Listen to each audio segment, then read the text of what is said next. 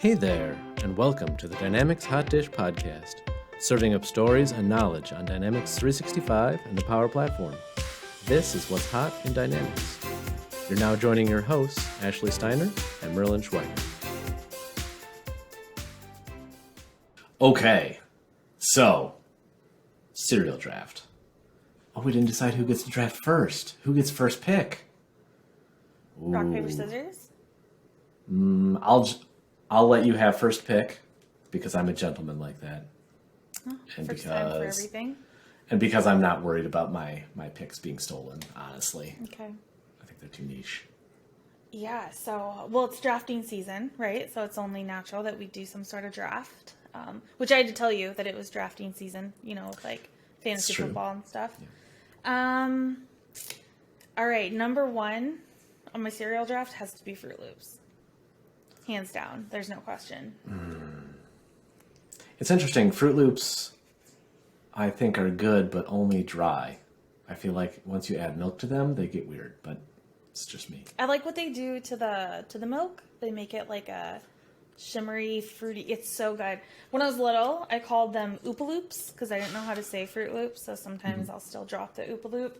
But they also now make the cereal, like when we were kids, I guess it's still cereal, right, for kids now. They make them in like a snack bag. So like the Oreos are like, or the Fruit Loops are the size of an Oreo, and it's like a snack instead of, I know. So, So when you say dry, I'm like, I have those in my cupboard sometime as like a nostalgic, so. Okay, Fruit I Loops can get behind is that. my number one. Get behind that.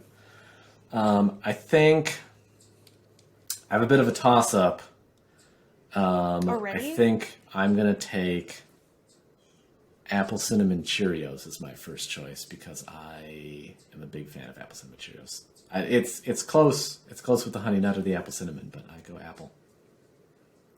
I've never heard of Apple Cinnamon Cheerios. This is a thing? They're the ones in the green box. I will note, Not the though... Apple Jacks? No. Not the Apple Jacks. I think they changed the recipe at some point because I feel like Apple Cinnamon Cheerios now don't taste as good as they did when I was a kid. Like, I don't know if they took all the trans fats out or something, but I don't know. Yeah, that's probably like whole wheat now, and it's whole grain and no sugar. Yeah. Who knows? I don't know. I'm going to take Apple Cinnamon. All right. So my second, we're going to 5, right? We're doing 5? So Yes. My second would be Lucky Charms. I'm going for all the like really healthy ones here. Your face, Merlin. Even now to this day, like I honestly can't tell you the last time I sat down and had a bowl of Lucky Charms. Like it's been a while. But even now, like with my nephew, he eats Lucky Charms, and I'll charge him like a 2 marshmallow fee for me pouring his Lucky Charms for him because it's so good. I love marshmallows. I also enjoy marshmallows, but the things that are in the box of Lucky Charms are not marshmallows. They're like dry marshmallows. Oh, they're disgusting. Absolutely disgusting. No, any of the marshmallow cereals I do not want. For my number 2. Let's talk about Fruit Loops with marshmallows. Now that was a good thing. Oh, I don't know if I can continue this podcast, Ashley. I'm going to go be sick. Just saying, it was good. Number 2, simple, classic, Frosted Flakes. Okay. I thought you would have gone with the Honey Nut Cheerios since that was a close...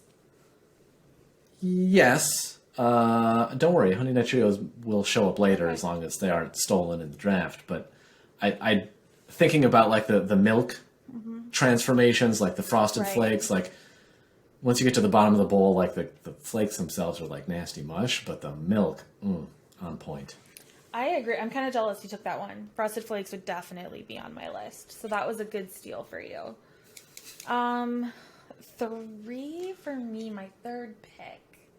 Ooh, you stole that one. Probably multigrain Cheerios. Okay. So I went from like straight up sugar to like the most healthy of Cheerios that you can get. Multigrain aren't bad. They're pretty good. Bad. There's something about the flavor on them that are just different. So I like them. Okay. For my third, I think this is where Honey Nut Cheerios belongs. Okay. As you can tell, So I'm I've a never had Cheerios Honey fan. Nut Cheerios. What? I know. Amazing. You're missing out. There's something about milk and honey. I don't know. I guess that does go. Now that I say that out loud, and I'm like, isn't that like from the Bible, milk and honey? Like, that is a thing, isn't it? I mean, it's not like they taste like honey straight out of the jar tastes. It just adds a layer of sweetness. Got it. They're pretty good, I think. You might want to try them sometime. If you come visit, we have always got a box because the children are obsessed. So I'm Really? happy to share. Yes. Okay. Yeah, I'll definitely keep that in mind. My fourth pick would have to be. Now this is where it gets hard for me because I'm not a cereal eater anymore. I don't Okay. eat cereal as an adult. So the names of these, like I can describe them, what they look. So like the frosted mini wheats, the little like Really? puffs of wheat with like, I loved those. Like, and even still, like if I saw them, I would probably eat them because I used to love sucking the frosting off of them. Yeah, but after the I'm really frosting's exposing gone, myself. after the frosting gone, what do you have left? You've just got like this ball of like flavorless wheat. It's like cardboard. Yeah, but yeah, I don't know. I honestly don't mind it. Like, I didn't think that they were terrible. Like, I enjoyed those as a kid. And again, those Okay. I think are better dry than with milk. I agree that those ones I liked eating dry. Okay. Okay. See, I'm also going to go for a wheat-based cereal for my number 4, but I'm a wheat Chex and not like a shredded wheat. Like what goes into Chex Mix, because I've never had like Chex cereal. It is one of the Chex that goes into Chex Mix. Usually you would have a variety of the different Chex grains. Wheat Chex are usually used for puppy chow. You know, the chocolate, Puppy Chow's the best. right? So wheat That Chex is are a also good on Midwestern their own. thing. Yeah. Yeah, we should probably include a link to Puppy Chow because I think that's a Midwestern thing. Maybe It might even be. just a It's- Wisconsin thing. I don't know. I don't know. It's delicious. Yeah, I guess I forgot that Chex could be cereal or is cereal. Like, I just think of it as Chex Mix. Well, yes, it is cereal. Okay, now fifth one. This is gonna be hard. My fifth pick. I think I've used up all the. Oh, Rice Krispies. But Rice Krispies, one because of the sound. I loved sitting there listening to the crackle. That one was easy. That's an easy one for me. But I also would pour like 4 tablespoons of sugar over them as a kid, and then like you eat that layer with the Rice Krispies with the sugar, and then you pour another layer on the next, like another layer of sugar on the next Oh, layer of wow. Rice Krispies. Oh yeah, I was committed as a kid. It's a good thing you don't still eat cereal as an adult, or you wouldn't have teeth. This is why I probably don't eat cereal, but also being lactose intolerant has changed a Oh, lot. well, so that'll do it. That'll do it too. Yeah. that'll do it. Yeah, but yeah, I loved the sound of it. And again, you can do a lot with Rice Krispies, like Rice Krispie treats and things like that. But it's very diverse. You can do a lot with it. That's a good call. It's a good call. I like Yeah, Rice so I'd say Krispies. that's my fifth.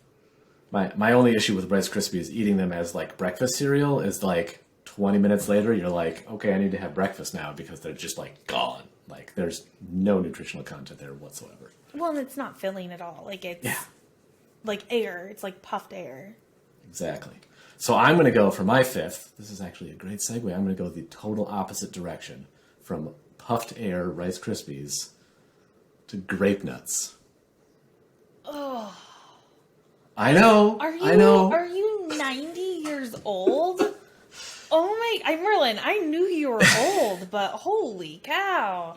Dude, there's just something about grape nuts. I can't even describe what it is. I don't know why. It's my inner 90-year-old man, whatever it is. Every so often, I actually really enjoy grape nuts. Now, I don't eat them very often because I've also discovered that after I eat a bowl of grape nuts, then I spend the next 3 hours like burping grape nuts, and it's like Ew. it's all you taste is grape nuts. It's like, ugh. But Editing that out. That's so gross. they're just so good. I don't know why. Interesting. So I'm a big documentary person, and did you know that grape nuts is one of the first cereals to have ever been invented? That and Kellogg's, like the I did not. Kellogg's flakes or whatever. Yeah. Oh, cornflakes? Grape nuts was like cornflakes. Yeah. So grape nuts was the competitor to cornflakes. So it was like the first cereal. I watched a documentary called The Food That Built America. That's how nerdy I am, throwing it out there. One of the most interesting documentaries I've ever seen, by the way. I can see that. I would highly recommend it. But yeah, so yeah, when you say grape nuts, I think of like the 1800s and like all these old men eating it. Hey man, it's filling. It's filling. That's Anyway. crazy. Yeah, that was fun. That's fun. I think we should do this next again time. sometime. We should. Yeah, drafting season's fun. So. All right, on to our main set of topics. I guess first. Well, I think we should talk first about we're back, right? Here we are. This is exciting. This is technically our second pod that we've posted in this new season. But this is the first one with just the two of us, and I guess that's probably like the first thing that people will see and recognize that there are just two of us. So those of you who have been with us at the Hotdish on our journey so far, obviously there was a third person, part of our trio or our crew. Liz is doing exciting things. So TechFluent is a nonprofit that all three of us are pretty involved in. We've talked about it before on the podcast, and it provides technical training specifically on Dynamics and the Power Platform to folks from marginalized communities. And our first cohort was so successful that Liz, as the executive director, just kind of realized that she needed to put more time and effort into that. And it just required more of her attention. There's already, I think she announced today that there's already people applying for the next cohort that's going to start in March. So 6 months ahead of time. So it's turning into a full-time job, and obviously very rewarding as we're all involved and very supportive. I know I'm even taking a step back on TechFluent a little bit to a more behind the scenes role, just because it's a lot, like there's a lot going on. And Merlin, I don't know if you're with the new job. I mean, we're all kind of transitioning. We all have different things. Merlin has a new job. I have technically kind of a new job. We're both involved in TechFluent. We have the podcast. So just a lot has transitioned over the summer, and it just didn't make sense for Liz to come back. But obviously she's always welcome, and welcome to come back, and we'll be partnering with TechFluent a lot. So yeah, I guess that's probably just the first thing to address, is that it's everyone, you're stuck with me and Merlin now. I'm sorry for all of you. It's too bad. So we'll try to keep you entertained, though, just the two of us. Yeah. Which I guess is a good springboard then to our actual topic of the day, which I guess, unlike some of our podcasts, is actually focused on recent events or current events. We're going to talk a little bit about the wave. I know, right? Yeah, that's another change for our podcast. Talking about something new and exciting. It's true. So today, in our remaining time, which will probably be somewhat brief, we're going to talk a little bit about our favorite features of Wave 2. Or at least a couple of our favorite features. Certainly not an exhaustive list. So I guess, Ashley, in the same spirit as with the draft, would you be willing to go first with one of your favorite features? Absolutely, because I am so excited for this one. I thought it was something that would never come. Like, I thought Microsoft would never make any changes to it. But they're enhancing the grid. So obviously we all know what the grid is. They've made the changes to the Powerapps Grid. Looks different. That's going to be automatic now. If people don't know, the Powerapps Grid is going to be automatic coming in October. But what they're also doing is they're adding some additional features, like infinite scrolling. You're not going to have to go from page to page to page, especially if your users don't know how to switch it from 50 records to 250. That to me is just exciting. So there's going to be no need to page through things. There's a couple of other things, and we'll include links in the show notes for all of this. So of the features that are coming to the grid, that one and the aggregation it's going to total things at the bottom. I actually was just talking with a client earlier this summer, and they were like, okay, cool. And now does it add at the bottom? And I was like, if you export it to Excel, it does, which is not always the answer. And then when this came out, I emailed them immediately and was like, hey, guess what? This is finally coming. It's not available. It's not generally available. They don't have a date for it yet, and so it'll be in preview in October, and then they haven't announced when it's going to be officially released. But I have to tell you that the aggregation is probably the most exciting thing to me that's come out in a long time, and it's so simple, like just adding up the Sure. revenue of something. But you know what I mean, from like an end user's Know what you mean. perspective, you're like, oh, I just would love to see a total down here. So that one I'm excited about. Really excited. Yeah, that one is pretty exciting. And I did notice on that one that also there's like some grouping that comes with it, so you can like, group stuff together and then get subtotals by groups, which is, kind of makes sense. Yeah, Right. that one's pretty sweet. Yeah, so that one I'm excited about. What about you, Merlin? What is your top favorite? Okay, my first one is Forms on Forms. I feel That was my like second. We should have Forms on drafted. We Forms. should have drafted these. we should have drafted these. Actually, I don't even have to pick that one as my first one. I really like the Forms on Forms. I'll let you talk about that one. I'll go to my next one, which was the enhancements to virtual entities and the external data stuff coming in. I feel like more and more, especially now that I have a job and I'm actually involved in projects again, it's like nobody actually has all of their data sitting in Dataverse, and more organizations don't want to be like just sending data back and forth and dealing with synchronization and stuff. And so the ability to get more external data visibility inside your application is like, I don't know, that's just like a game changer. Like I'm literally on calls with a customer like right now talking about like, yeah, we don't want this data to live in CRM, but we want to be able to see this data in CRM. How are we going to be able to do that? And so like the enhancing and expansion of that functionality, I think is exactly what's needed. Well, and I'm excited to see how that relates to the Dynamics products as a whole, right? Because I'm working on a project right now to integrate PO with BC, Project Ops with BC, and there's all this financial data in BC, and they're like, great, we want to see that in PO. And I'm like, really? Are you sure? And so this, I think, kind of adds some really cool functionality where maybe you don't have to, add it to the integration. You don't have to bring it in, but you can see what you need to see. So I'm excited to see how that one plays out. I'm a lot less technical than you are. So from a conceptual perspective, I can understand that, but the question I always get from clients is, okay, well then when does this come over? When does this come over? And I'm like, but do you really want it to? So I'm actually kind of excited about that one too. I think it'll make the integration conversation a little easier. Yeah, I think that's the hope. All right, so now you got to talk about the forms. Oh, well, I thought you were going to talk about it, so I was just going to steal your thunder a little bit. So the forms, so you don't, I guess the easiest way for me to explain it is that when you click to open a related entity, it doesn't open up a new window. It just opens in the same window in like that same grid view.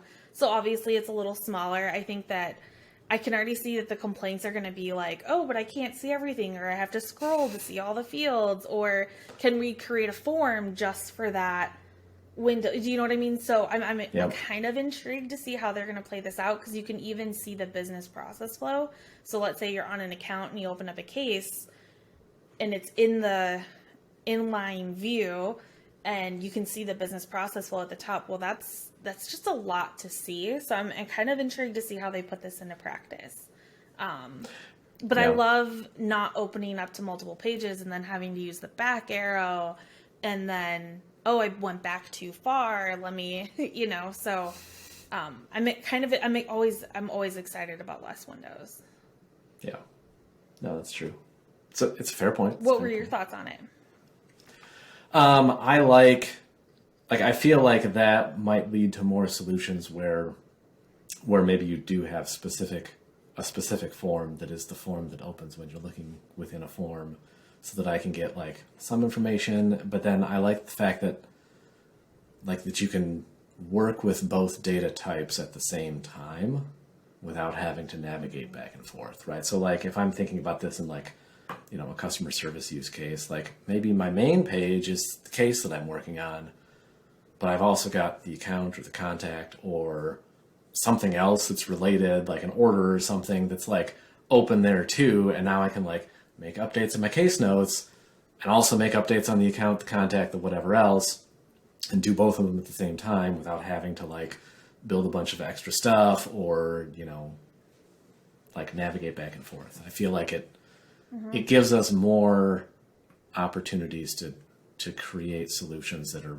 more flexible and save users time and clicking around.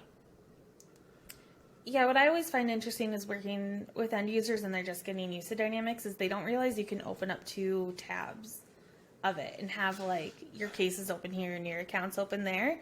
So in case people don't know that, FYI, you can. But also second, like this kind of helps having to even go between multiple tabs.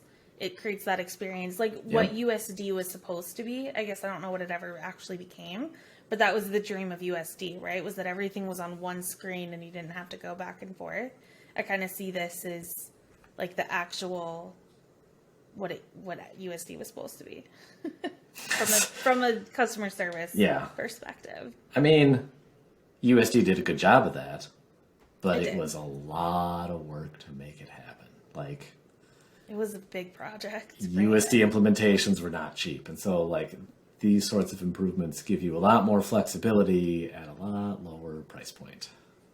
Exactly. Did you have any others, Merlin, that you wanted to chat about? I did. So I also like the, there are a couple that are sort of like super simple. So like going back to like the updates to the grid, it's annoyed me that after I did new filters, it was a pain in the butt to try to figure out how or if I could save those new filters. So I like the fact that there's like, you can just save this as a view now. That's just duh. That should have been there in the first place. I have to tell you, Merlin, when I saw that, I immediately thought of you because the freak out that you had when you were like, oh my gosh, where do I save this? And blah, blah, and like, isn't it intuitive? Like, I don't know if you remember how dramatic you were about that, but you were very dramatic about it, which is saying a lot. You don't get dramatic about much. And so when I saw that, I was like, oh, Merlin's going to be so happy. That's just like, I don't know why they didn't have that at release, but fine. They have it now. That's great. The other one that I liked was the like single click Power BI report.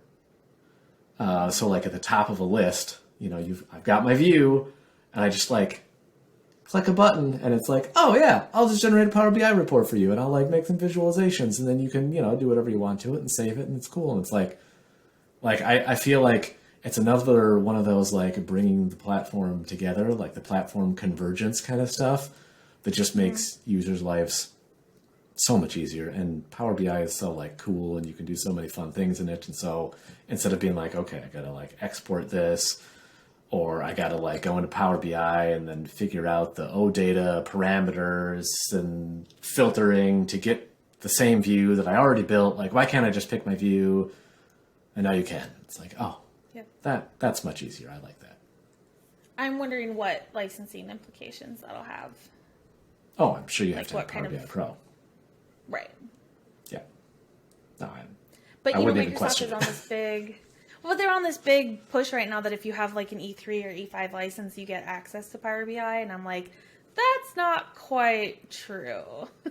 You can maybe view some reports, but you can't build anything. And so I do think that there is a lot of consideration to put in mind when it comes to Power BI and really do your research because there are some stories out there that are maybe not 100% true. No, it's true. And I think my personal opinion, if anyone at Microsoft Corporate is listening, which I'm sure they're not, I feel like it would behoove them to just bundle Power BI Pro, like actual Pro, into a bunch of their other SKUs, even if the price on those things goes up by $10 per user per month. Like, if Power BI was just there with a Dynamics license, like, everybody would build everything in Power BI. Like, no brainer. That's kind of what I've always said is the enterprise Dynamics license, they'll raise it $5 and include Power BI in it. Like, Yes. the enterprise, now I could see like the pro and the team and whatever not having it, but like it's like your high end licensing should always have, in my opinion, the tools. Like there's Power Automate automatically included at such and such a level with enterprise. Include Power BI, include, and there are Microsoft people that listen. Merlin, don't discount that right away. If anyone at Microsoft is listening who has enough like sway to make this sort of thing happen, like include Power BI, especially in the enterprise licenses, because from the partner perspective, I can guarantee you go to a customer, you say, here's your licensing cost. And they're like, okay, it's kind of steep, but fine, whatever. And you get halfway through the project and you're like, actually, guys, like if you just had Power BI Pro, this would be way easier and we could save you a bunch of consulting time. And they're like, okay, how much is it? Oh, it's another $10 per user per month. And they're like, WTF, man. Like, Right. if that were just there, it would make all of those conversations just go away. Well, I think you'd see the usage of Power BI increase as well. Yep. Yeah. It would And skyrocket. fine, raise the enterprise. And I think people would be fine raising it $5-10 a month. Because if you said, oh, it comes with Power BI. Right. It includes everything that you need for a fabulous solution. Yeah. And it would make We our should look lives at as partners Microsoft. easier. I mean, maybe we should. If but we only could in the make these C-suite. kinds of decisions, maybe we would. Right. We just got to be high enough up.